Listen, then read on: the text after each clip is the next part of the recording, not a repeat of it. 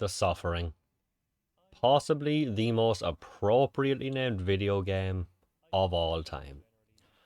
Because if there's one thing I can safely say I did throughout this whole experience, it's suffer.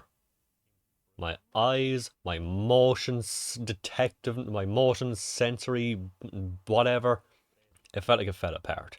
I'm not kidding when I say after like 2 hours of this game, which I played it on stream, so I was using like 2, 3 hours at a time. I would feel not dizzy. If you've ever stayed out for 24 hours, or even roughly, you'd have that moment, that just sudden realization of, ooh, I'm not all here. And that's how this can make me feel after like 2 hours. It did things. It just messed with me. Also, cat, hi, say hi. And like, almost dizzy. And the next morning, I would wake up and it would not be completely gone. I would just feel off. I'd go to bed like I was swimming, like I had a couple of drinks. Not enough to feel drunk, but just enough to feel like, yeah, if I had one more, yeah. But what is the suffering? Also, it's another one of the games that have the same, have the same manual and box. Which I always find kind of fun. And before I say anything else about the game, though, I do think everything you need to know about it is really just summed up by the look of the back of the box. What the hell am I looking at? That looks like my eyes are bleeding. Exactly. But yeah, what is the suffering ties the bind? It's a game from like 2005, which I played when I was a kid, and in the first corridor, I swear, the first area was so dark, creepy, dingy. Even at like 15 or 16, I couldn't play this game. Not that I've ever been great with horror, but I could play things like Resident Evil or Silent Hill and I'd be okay. Well, I get through them. The first room in this game is one of the scariest places. Even now, it kind of holds up. The rest of the game, I don't know how it would hold up if I was younger still, but it was. I mean, in terms of like being scary. I don't think it's ever meant to be like a full on horror game, kind of horror elements kind of thing, but yeah, the first area, it creeps me the fuck out. But it's basically like a third person shooter kind of game. You also have melee weapons. It's kind of like a weird mix between light lock on kind of free aim kind of thing, like 24, as I mentioned when I did that. It's a weird gameplay system. It's hard to fully explain how it works. It controls and looks like it would any other third person shooter, but no, it just doesn't feel like one. And I'm honestly not sure if I mean that as a positive or a negative. So out of the basic things like jumping, rolling, depending on your control scheme, it might strafe, it might roll. I was recommended to roll by the person who commented who had played this game, the one person. So I just took his word for it and it worked out better for me. It seemed to just work out better. I didn't feel like I was constantly jumping randomly. I didn't feel like I was losing in the easy fights. And honestly, the combat overall, it's fine.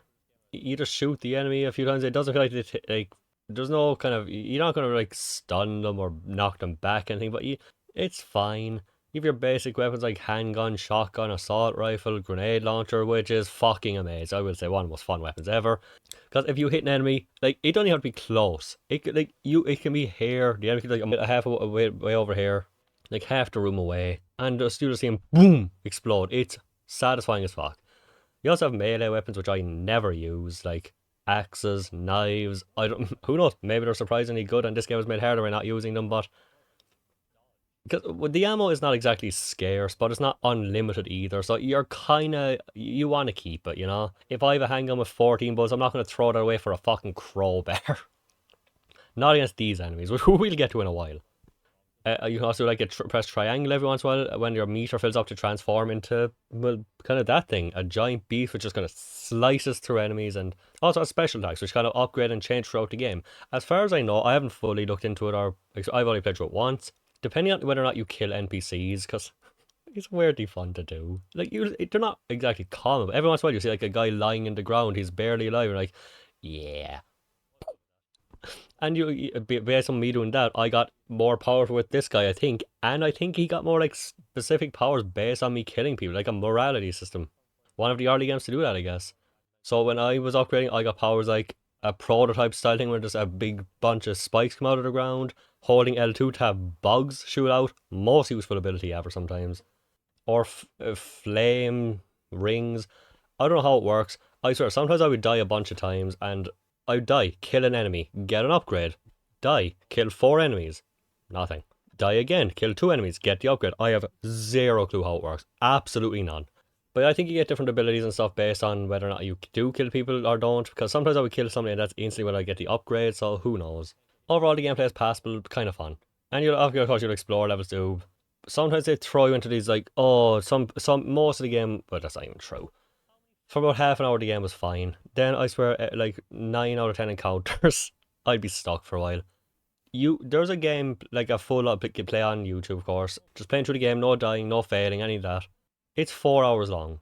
I would play this game for like 3 hours, and I'd check the thing for just to see how far along I was because I had to know. Because if I haven't mentioned, this game was it kind of made me suffer. It made me suffer. But I would play for like 3 hours, and I checked the video. Like okay, I started on 2 hours into the video. I got to the 2 hour 20 mark. I'm not exaggerating there. One room where it's like, guy up here, he'll start shooting you. You'll find it differently like people and monsters, people with guns and monster kind of creatures. First, four guys come down, shoot you. You shoot them, you kill them. Then you fight these giant, cool, monstery enemies, and then these smaller ones are just running at you, and you're in a tiny fucking room. I'm not kidding. It's like you can walk here and here, stairs here, more area here. That's the room. Like the stairs will be roughly the size of here and here, and that's the whole. It's just a square like that size. But then you keep going. There's like fire enemies shooting at you, and then you die and you're back to the beginning. Or this one where it starts off with these little guys spitting at you, and then these three things you basically have to kill, which are transformed. Say, because you're going to kill certain enemies which are being transformed. Then 4 or 5 enemies start shooting at you. Then you're like, okay, I killed this guy now. Oh, suddenly I've been shot again. He's behind me. I don't know how I was supposed to know he was there. And you're getting chipped off, and you can't heal in a lot of these areas. And there was a bunch of areas like that, like probably like 20. Overall, a very painful experience in that regard. Oh, thankfully though, something I didn't want to do, but at a certain point I just said, fuck it, I don't give a shit anymore. To say you can save scum in this game, it's like Fallout, we can just save anywhere, anytime. If you want to, you can play this entire game. If you were fighting in an area you can stuck in, bang, shot an enemy, jump back, okay, I didn't get hit, start, save. So, you know what? I didn't do it like quite that bad, but at a certain point, I just had to abuse it a bit. And the reason I jumped straight into gameplay, not story, because I'm gonna be perfectly honest, you can consider it unfair, whatever. I didn't give a fuck. It lost me instantly. You're at a prison, I think, whether it be like literally a demon or some symbolic demon who caused you to you killed your family, your wife and kids. They come back as ghost kind of things to haunt you. I don't know. I don't really care. It lost me quick. And it's kind of hard to keep track of too when most of it's like vague, cryptic, weird cutscenes. Or sometimes they'll start explaining things to you while they're in the middle of a shooting fight. So I was like, all you can hear is, and he's trying to whisper, and you're like, yeah, dude, I can't hear a fucking word you're saying. Wait till I'm done with the fight. I'm focusing on not getting killed by these enemies who can take away half my health in one hit. I have bullet sounds ringing in my ear, and monsters going, rah, rah, and monsters growling at me. I can't hear a fucking word you're saying. Wait till it's quiet.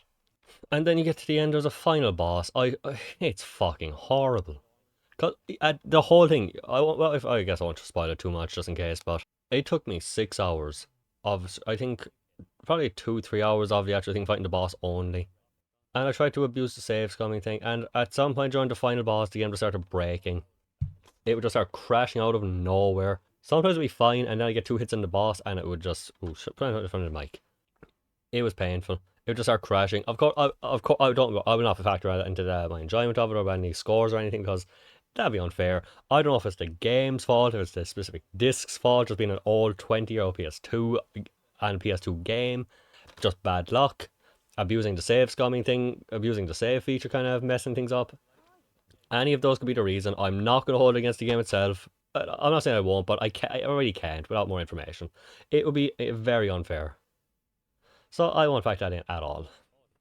Sorry, you'd be surprised how tired your hand can get just holding up a PS2 disc box.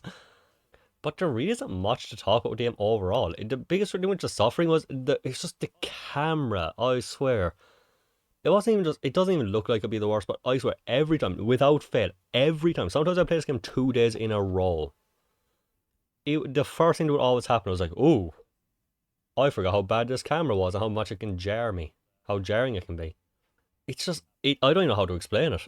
Maybe it can show how it's showing here. Maybe it shows through. I have no idea. But It made me physically feel dizzy. I can't think. I don't get motion sickness bad that often. Every once in a while, a game might make me go, ooh, okay, no. But that's it.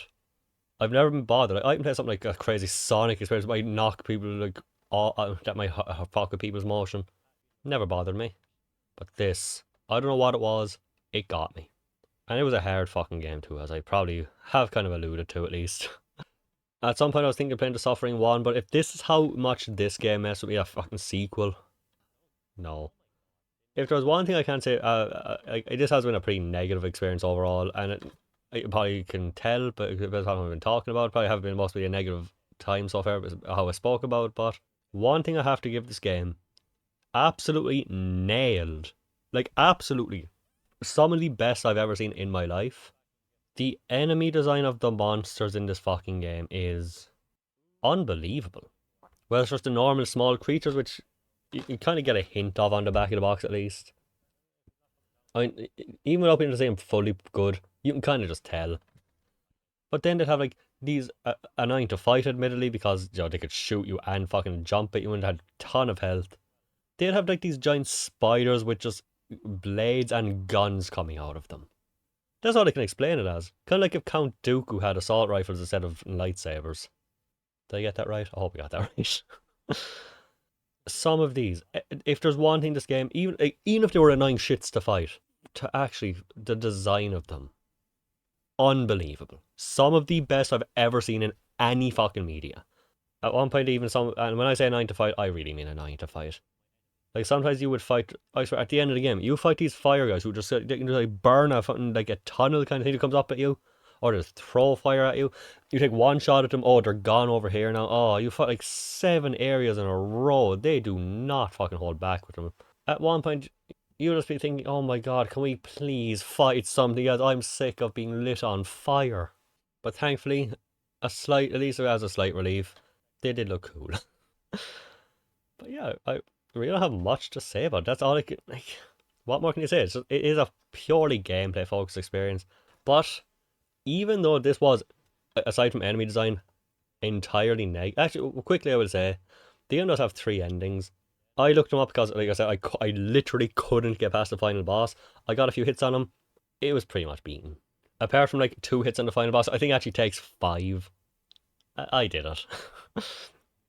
3 endings, they all suck. They're all like 15 seconds. I think I'd be more pissed off if I did beat the boss. If I had pushed forward more and saw, you cannot defeat me. The last boss going, turns out I cannot corrupt you the way I want to. And then him going, yeah, and then that's it. Barely exaggerating.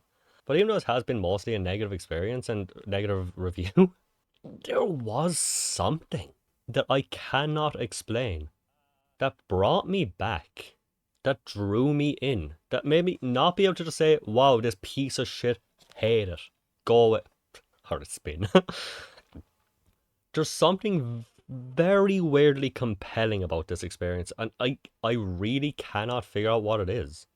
It just had a weird grip. Something about it, maybe it was like, I wouldn't say the world design was great and the level design, but it was decent. It was something really compelling, fun, like nice about it. Nice is a weird word, but fascinating maybe. I really don't know fully, but I can't deny it was a weirdly compelling game. That's the best word I can just use to describe it. It has a weird pull to it that you really don't want to stop. You want to at least finish once. I will not be going back for the 3 endings. Or not. There is a PC like modded version that looks like it controls like it isn't trying to make you puke, but maybe I'd try that someday. If this game had better controls, I do think it would have had a better camera. It could have been a lot better because it would do like almost like Max Payne style visual flare, fuzzy cam. Oh, I could have fucking puked. But yeah, overall, if I'm gonna give this game a score, I'll give it a 4. Like I said, it has a weird draw to it, but everything else about it, like 90% of my experience, I feel like I was just waiting for it to end. After like, I thought it would be like over in 2 or 3. I think it took me like 6. I just wanted it to end, and that's never a good sign for a game. But yeah, I'm kind of glad I finally finished. It's kind of been a lingering game since I was like 14, because it's always been in my house. I got it from a friend. I think I bought it off him. Or at the very least, I think it's a game that he actually gave me, and it's not just something he lent me and we never talked anymore. You know, that kind of thing. You know how it is. We all have a few things like that probably in our house. But yeah, The Suffering. That one last time, most appropriately named video game ever. Because my eyes, they suffer.